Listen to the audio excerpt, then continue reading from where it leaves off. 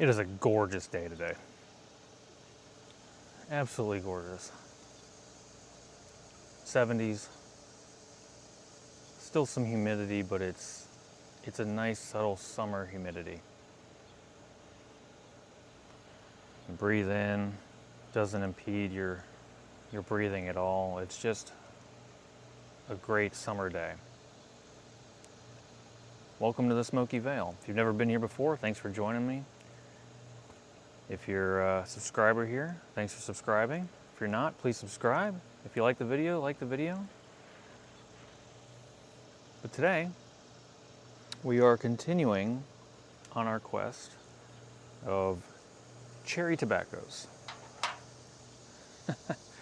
And the tobacco that we will be trying today, and this is not the first time I've had this one, is the Borkum Riff Cherry Liqueur. And Borkum Riff is, from what I've seen, a rather old brand. Now I understand that it is under the umbrella of the STG, which is the Scandinavian Tobacco Group. And if you ever look them up, it's amazing how many of these tobacco brands are under that group, for better or worse. And of course, you can always find on the packaging, see if you see it, Scandinavian Tobacco Group, right? But, again, from what I've read, this brand was introduced to the United States in the 60s, so they've been around for a bit. And maybe because they've been around for so long, there's definitely enough opinions to go around about their blends for purchase here in the States. And there's definitely plenty of negative remarks about Borkum, which is fine.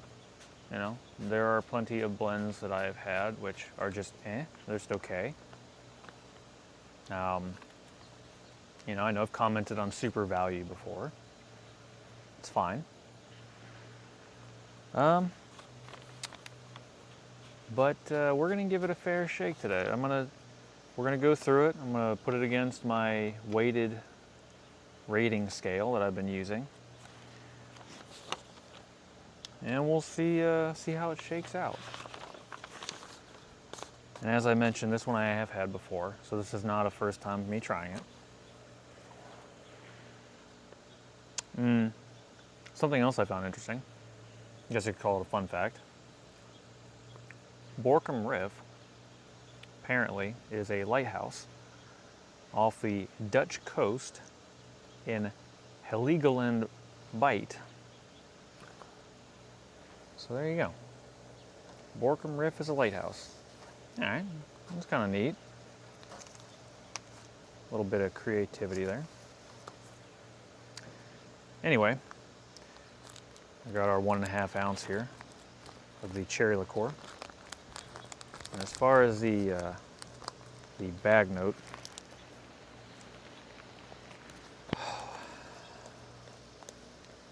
they do use a genuine cherry liqueur in here, and it's a strong cherry aroma. I would say from the bag note itself, it smells like a sweeter cherry. Yeah, that's it. And there's no, my understanding is there's no vanillas or other toppings in here to muddy the waters. Now, one thing I will say, because I have 2 different Borkum Riff blends. I have this cherry liqueur, which I can show it on the camera here. I'm facing a different angle today. It's kind of, you can't see it, it's kind of dry. Like very dry. And, you know, one thing I do comment on is the humidity level of the different tobaccos that we've checked out on this channel. And both blends that I've had from Borkum seem to be that way. And I'll comment on more of that in a minute, but I find that interesting. And maybe it's the, you know, the Virginias, the Black Cavendish they use, I'm not sure, but it's definitely, yeah, it's definitely very dry. In fact, what does this have? This is, okay, so this one is Virginias and Burleys. Okay, so it's Virginias and Burleys and some kind of cherry liqueur for the topping. All right, well, it smells good, you know? I get a nice cherry note all the way through. But at the end of the day, it's about the smoke. So, let us find out what Borkum Riff Cherry Liqueur has to offer.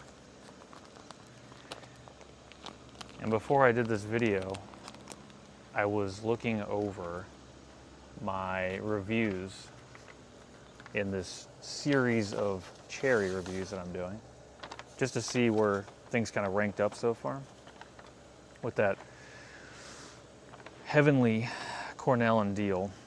Cornell and Deal, by all means, if you watch this channel or you stumble upon it, do not hesitate to reach out. It seems that I am a huge Cornell and Deal fan. I swear this is not sponsored. You guys know what you're doing. I don't know how else to put it. It's fantastic. Anyway, 9.1 on that Cornell and Deal Black Cherry. The Brigadier Black Antietam is in second place right now at 8.9. And then that CAO Cherry Bomb was a lower than expected 7.3. As I talked about before on here, Cherry Bomb was just not called something else. All right, well let's get this tobacco on the mat here and get this pipe packed.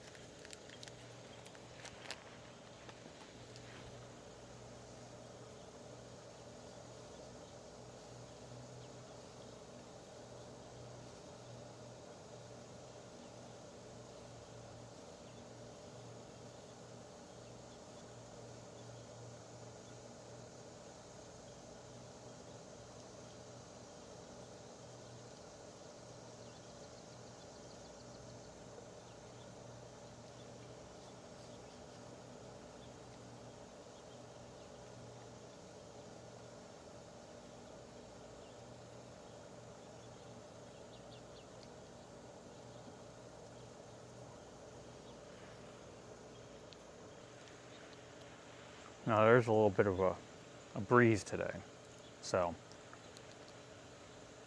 it's nice. It's making some of these shots a little tough. As you may have noticed, I've flipped my position here, and my backdrop is a little prettier than it was before. We've lunted a few times in the yard here. But at some point we'll take another stroll through the SmokyVale. because there is plenty of beauty to behold in the garden, especially this time of year. All right, let's get this lit up.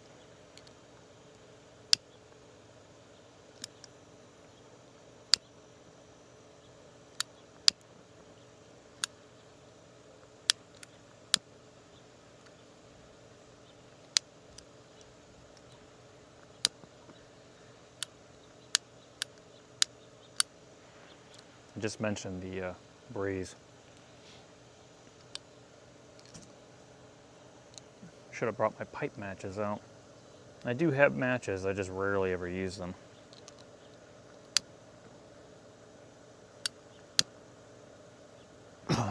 Excuse me.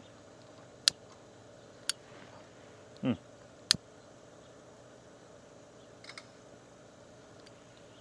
right. Had to get that char light going.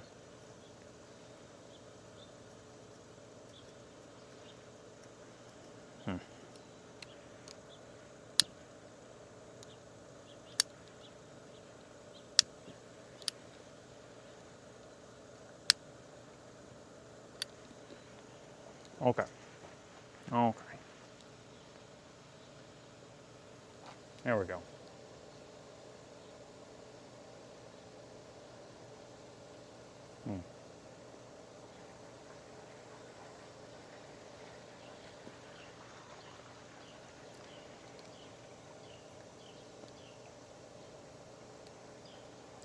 I don't know if you can hear it, but I have a robot cleaning my pool right now. Crazy world we live in.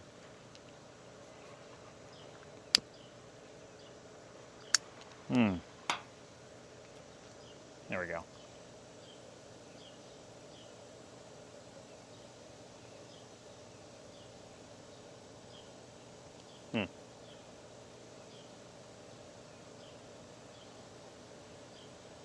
Okay. It's definitely the first notes I get in my mouth are warm, a little bit of a spice.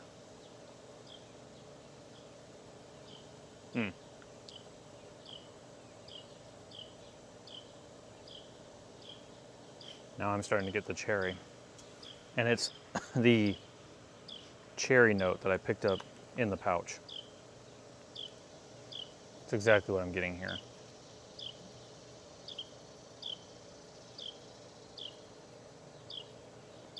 We'll give this a minute. We'll let this smoke build. Let the bowl warm up.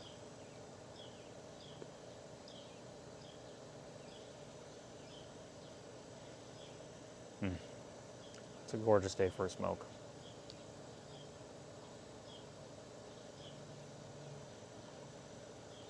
I'd love to hear if you guys have I won't call it a routine, maybe a tradition. But when you get up in the morning, on the weekends, during the weekdays, maybe non-specific days, but is there a tobacco, English or aromatic,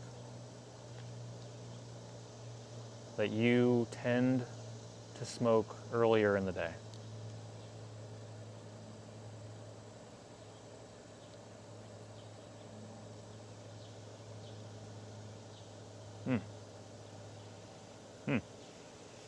Okay. Yeah, now that it's warming up, that cherry, it's sweet and tangy.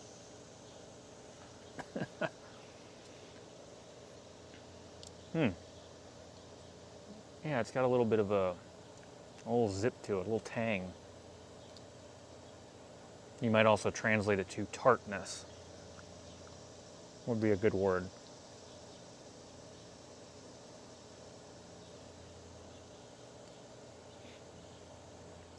Now, what I will say, since this is not my first time smoking Borkum Riff, or the Borkum Riff Cherry Liqueur.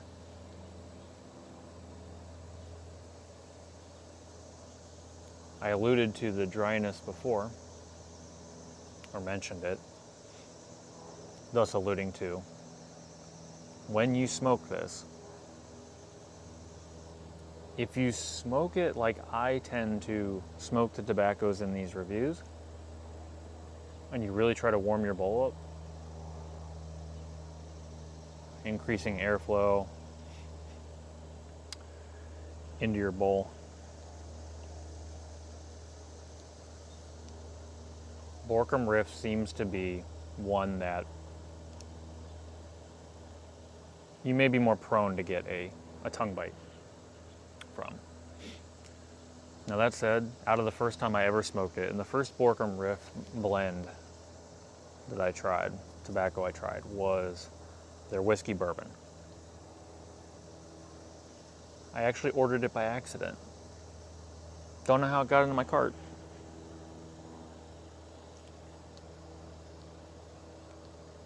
Don't you hate it when that happens? Something magically just pops into your cart. You go to check out. Yeah. Doesn't happen often for me, but somehow there was a sale going on. I must have clicked something. 7 ounces of Borkum Riff magically appeared there. Showed up in the box when I received it. And it's been a happy little surprise ever since. I was worried because I read some reviews online, which, you know, that can always be iffy, right? And there were so many negative reviews.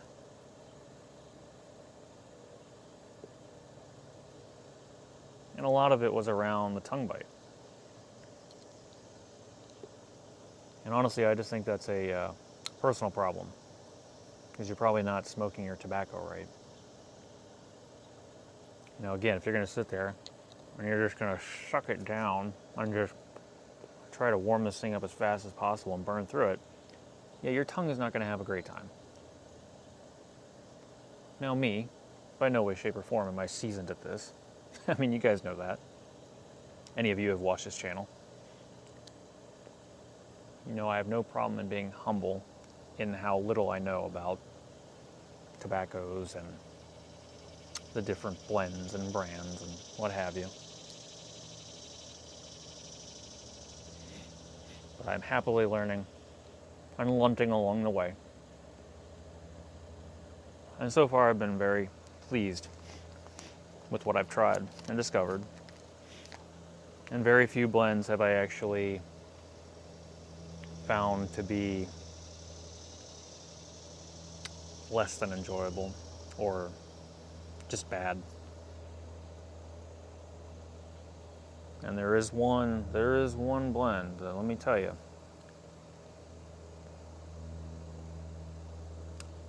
It's a Peterson blend. And I love a lot of their stuff. Maybe this one that I'm thinking of, maybe it's just not for me. I'll have it on another video, but the smoke was rather harsh.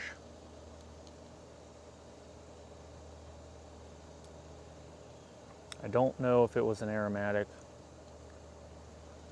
I'll have to check. But even with the English blends that I smoke from Peterson, which are fantastic, this one, it burnt. I mean, it caused discomfort in my nose. And there was little to no aroma, very little, if any, taste.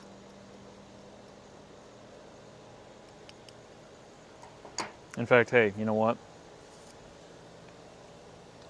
Maybe you guys know the blend I'm talking about. I'm not going to name it. I'm not going to name it. We're going to talk about it in a later video. But if someone wants to hazard a guess, by all means, leave it in the comments below.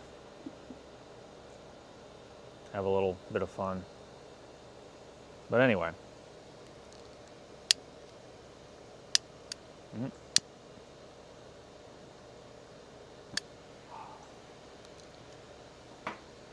I'm not going to knock Borkum Riff for a tongue bite. I'm not having any problems right now.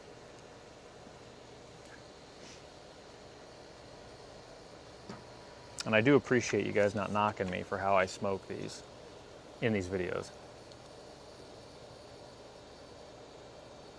I'm smoking them intentionally. I'm doing this so I can, again, warm up the bowl and try to get everything out of it. So, I don't normally sit there and try to burn through my tobacco. But hey, it's a review. So, with that in mind, right? Where does this Borkum Riff Cherry Liqueur stack up?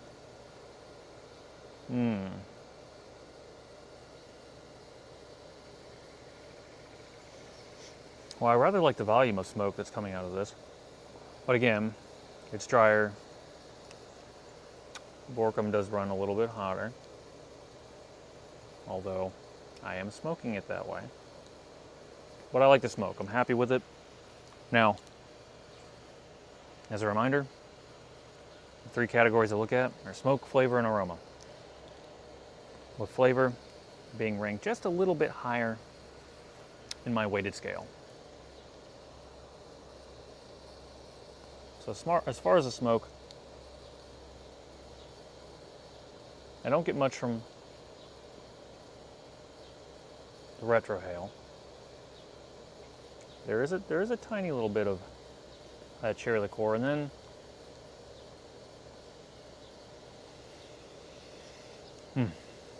yeah, it's that sweet tart cherry note does carry in the smoke, even on a windy day today. It's quite nice, and it carries well. It doesn't just dissipate in the air like some of the other aromatics I've had. As far as flavor,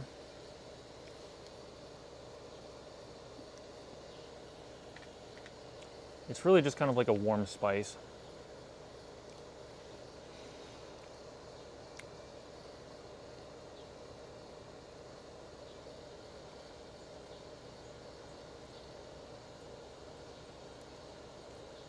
There's a subtle tart cherry flavor in there.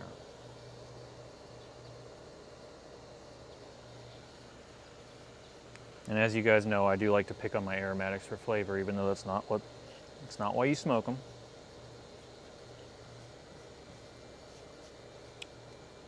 But as I said before, I'm picky. I expect more out of my blends.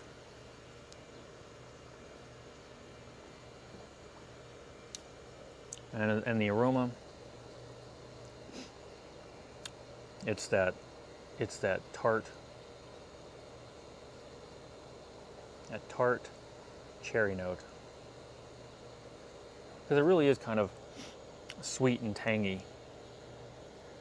You know, it's not just this tartness that gets you, it's this warmed, subtle spice to it, which is nice.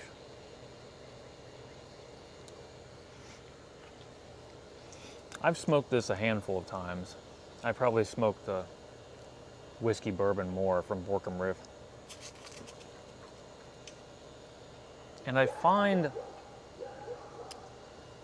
that they're just easy smokes, honestly. I tend to go through them quickly. I joke about, you know, there's a hole in my bowl because for some reason my tobacco is just ash. I don't, you know, I enjoy it so much that, you know, I look at my bowl and I'm like, ah, where'd my Borkum go? It's gone. It's so sad. So I definitely enjoy it. I don't know if you guys have had their stuff before. I'm sure most of the YouTube pipe tobacco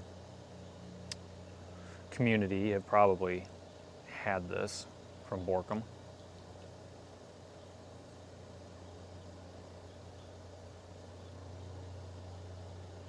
I'm happy with it. But as far as a rating, well,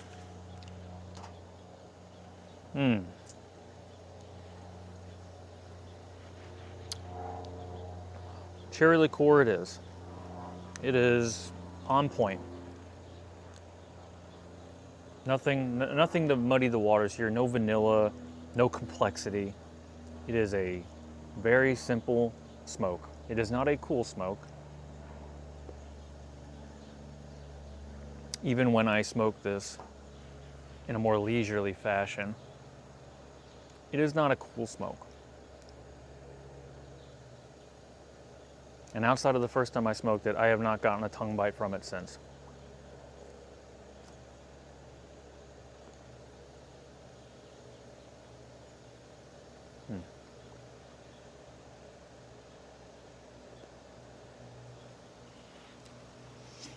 For smoke, I'm gonna give it a 7. For flavor, there's not much there. In no way or shape or form is this a flavorful aromatic. What a thing to say, right?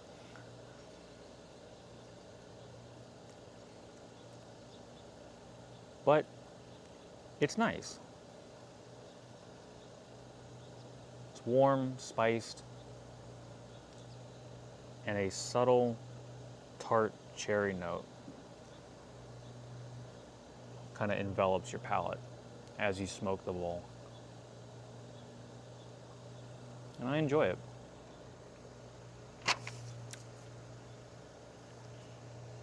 For that reason, I'm going to give it a 7 for flavor.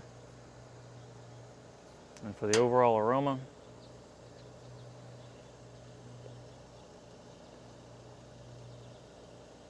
I'd say what you smell in the bag is what you get. A little bit of sweet, a little bit of this zesty tart cherry note going on, and that's it. No complaints here.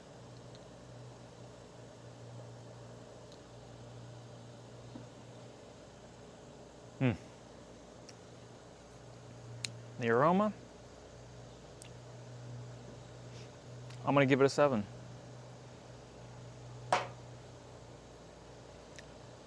That's right, Borkum Riff, my lucky cherry liqueur blend.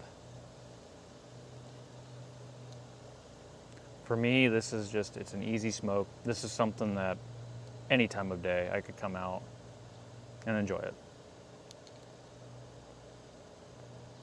Smoking this in one of my smaller pipes. Not this one, but my other Crown, my featherweight that I normally smoke out of. In a handful of my videos. That one I believe is a 1.1 inch bowl in depth. And that one,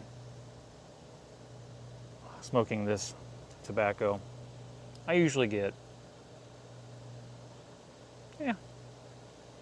20 minutes out of, 25 minutes, which is great, you know. Even for a tobacco that is on the dry side and seems to be a hotter smoke, it holds up.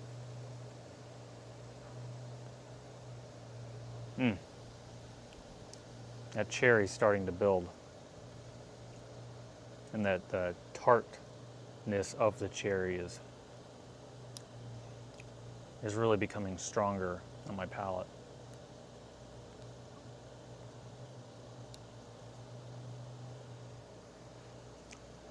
Yeah. 777. All right, well, there's your score. Not too shabby, Borkum. By no means did I expect this to beat out any of the other stuff we've tried so far. But it's not bad. Not at all.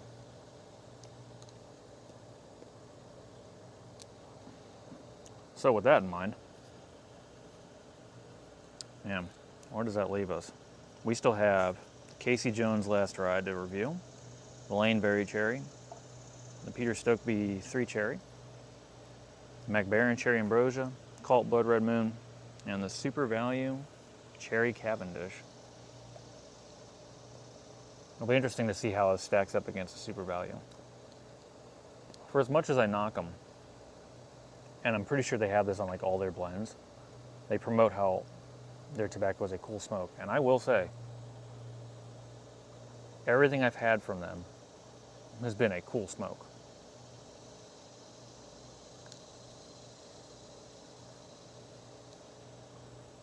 Which for me, when I started getting into this, was nice to have.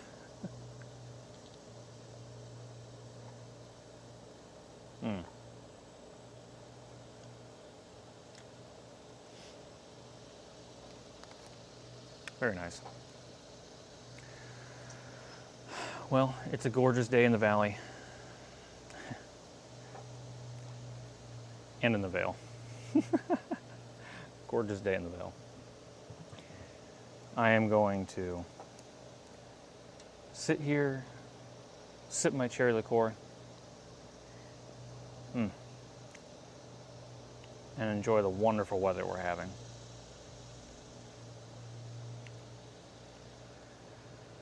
And I hope you have a great day yourself. If you have time to enjoy a bowl, I hope you do, and I hope you have a fantastic day. And until next time, when we will continue our cherry tobacco journey, we'll see if anybody can top that Cornell and Deal. Which, by the way, I love to hear some of the comments I've read lately about Cornell and Deal. I'm happy that you guys, some of you have tried it and are enjoying it yourselves. It's wonderful. As I've mentioned before, there's things on here that I might like that you guys might not. That's totally cool. You know, but if there's anything I recommend and you guys try it and love it, well, that's awesome too. You know, it's what this is all about, right? We're all on a journey together, trying this stuff. So nice. You know. Well, until next time. I think I need to light this thing back up. There we go.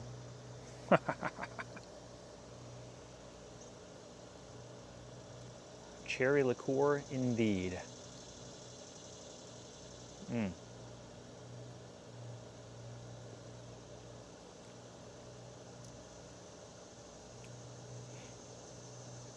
Very nice.